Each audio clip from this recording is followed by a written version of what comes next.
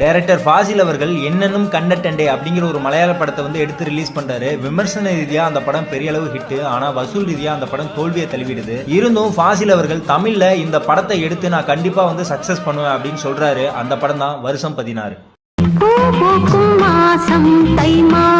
வசூல் ரீதியா தோல்வி அடைஞ்ச ஒரு படத்தை தமிழ்ல எப்படி நீங்க சக்சஸ் பண்ண போறீங்க அப்படின்னு ஃபாசில்கிட்ட கேட்கும்போது அவர் சொன்ன ஒரே வார்த்தை இசைஞானி இளையராஜா.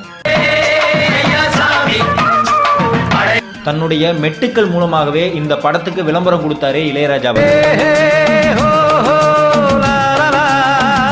அதிலும் இளையராஜா, ஜேசுதாஸ், ஃபாசில் இவங்க கூட்டணியில் வந்த இந்த பாடல் தமிழ்நாடு, கேரளான்னு எல்லா இடத்துலையுமே எல்லாராலையுமே முன்னுக்கப்பட்டது. இப்பவும் இந்த பாடல் வைப் பண்ணிட்டு இருக்கு.